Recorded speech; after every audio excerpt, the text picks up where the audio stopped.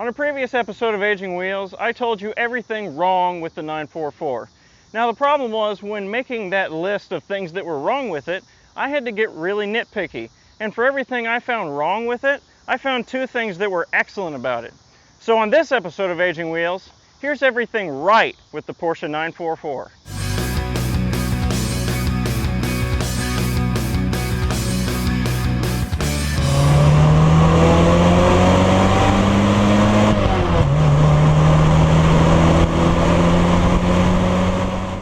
You may have noticed there's an extra keyhole here on the body panel right behind the door. This is to arm the factory alarm system, which actually works. This car is not fast, which sounds like a flaw, but it isn't. Picture it. You're in the left lane, stuck behind a slow Prius. So you take a stab at the throttle, put the gear shift down to the fourth, rev match seamlessly down to the fourth. You pull in the middle lane, you jam the throttle, and you're passing this guy. No longer will you be subject to his tyranny of slowness. And then suddenly you look over in the left lane. What's this? You're being passed by a Civic. You think, oh yeah, that's right. This car isn't fast. It just feels that way. And then you remember that's okay because you're having a time of your life going within the limits of the law. The guy in the Civic over there is passing you, being bored out of his mind in his boring little econo box, and he's the one going to get a speeding ticket. Pop-up headlights. Magnesium lug nuts, or at least I assume they're magnesium. They are incredibly light. This car has beautiful flared fenders and wide hips. Speaking of fender flares, underneath the gas cap is this flap to keep the fuel filler from scratching up the fender. Smart thinking. Because the transmission's behind me, it has proper balance and handling. Yeah. And the steering's pretty great too. These cars have a removable sunroof for an open air experience. This engine bay is just art. All the body panels in this car are made from galvanized steel to prevent rust. This glove box keyhole cover.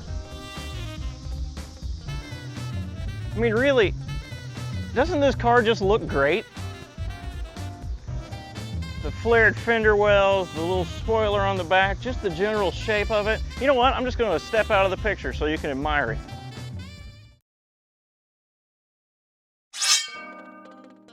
It has a proper naturally aspirated power band, allowing you to soak in the power.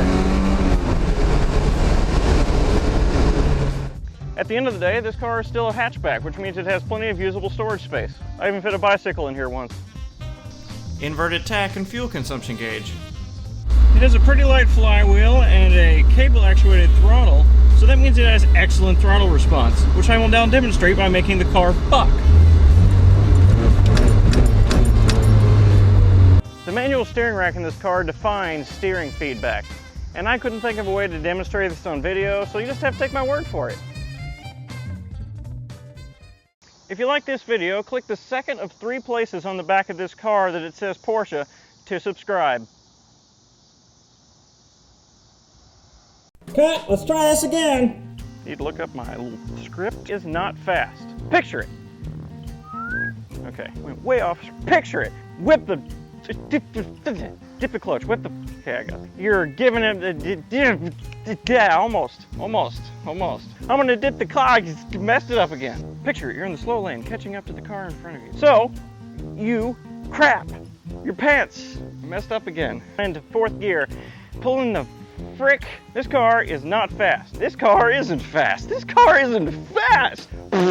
Gee. I'm gonna have so many bloopers. Picture it. Picture it. Picture it. Okay, but it isn't. But it isn't. Oh my God, I'm finally done with that.